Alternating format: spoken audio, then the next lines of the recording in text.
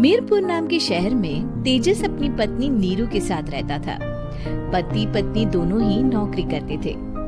एक दिन तेजस गांव अपनी माँ के पास फोन करता है। हेलो, प्रणाम माँ। जीते रहो माँ, तुम दादी बनने वाली हो। अरे वाह, ठीक है बेटा, मैं कल ही आती हूँ। जब माँ जी शहर पहुंची तो बेटे बहू ने बहुत अच्छे से स्वागत किया। लीजिए माँ जी चाय। अरे गर्मा गर्म पकोड़े ले आओ माँ के लिए। नीरू रसोई में गई और 2 मिनट में ही पकोड़े ले आई। जी ये लीजिए। बहू जादू से बनाए हैं क्या? अभी तो रसोई में गई थी। यम्मी। माँ जी, शीला रसोई में पकोड़े तल रही है, मैं बस लेकर आई। हे भगवान, मेरा धर्म भ्रष्ट कर दिया तूने। अब तो गंगा जल से शुद्धिकरण करना होगा। दूसरे दिन, माँ जी मैंने नाश्ता बना दिया है, ऑफिस जा रही हूँ। पर अभी तो घर का सारा काम पड़ा है। शीला आती ही होगी, झाड़ू पोछा बर्तन कपड़े वो सब कर लेगी। हमारे जमाने में घर का सारा काम हम ही करते थे। जी माँ जी, आप बहुत होशियार हैं, मैं घर ऑफिस दोनों नहीं संभाल पाती। तो जरूरत क्या है घर से बाहर जाकर चाकरी करने की? वैसे भी घर का काम खुद करने से घर में बरकत आती है, समझी?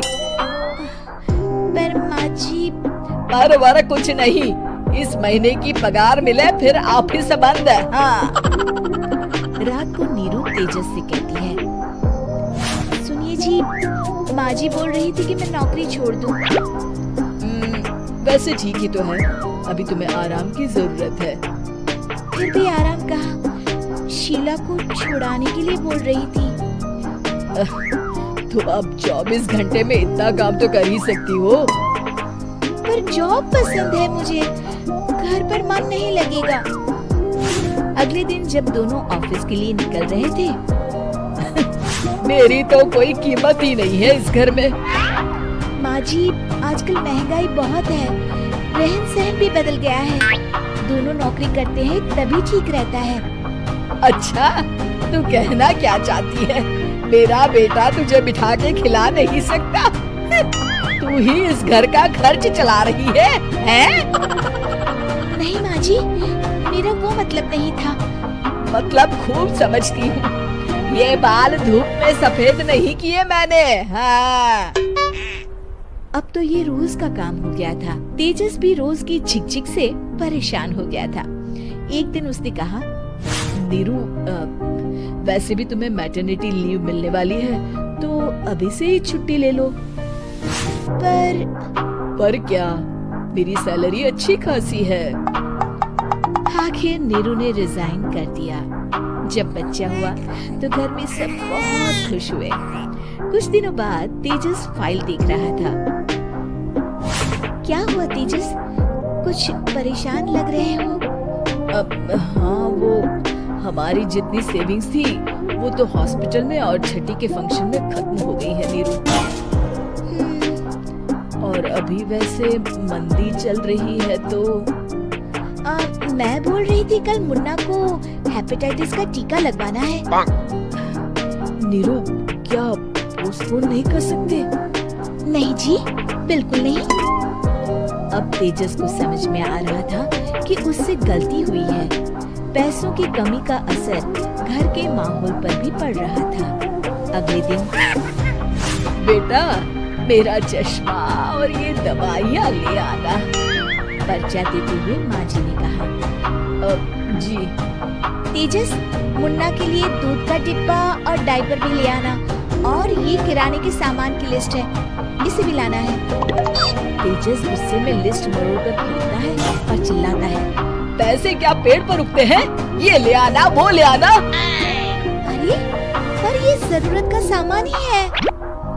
वो गुस्से में बिना कुछ कहे ऑफिस चला गया। अरे लंच तो ले जाइए। नीरू दौड़कर डिब्बा पकड़ाती है।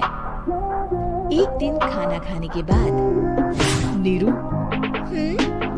अब तो मुन्ना कुछ बड़ा हो गया, तो अब तुम वापस ज्वाइन कर लो ना जॉब। पर इस रिसेशन में जॉब मिलना बहुत मुश्किल है। ट्राई तो करो। फिर मुन्ना, माँ जी है ना, और एक फुल टाइम मेड भी लगा लेंगे। पर माँ जी, उन्हें तो पसंद नहीं।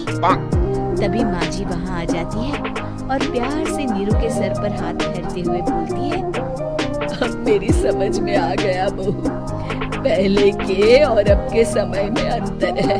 तुम काम शुरू करो, मुन्ना की जिम्मेदारी मेरी।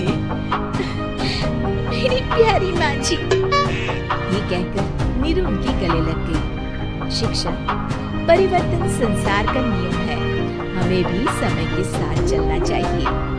उम्मीद है कि आपको हमारी ये कहानी पसंद आई होगी। कृपया हमारे चैनल को सब्सक्राइब करें और सभी अपडेट्स के लिए बेल आइकन जरूर क्लिक करें। और हाँ, वीडियो लाइक और शेयर करना मत भूलिएगा। Bye bye.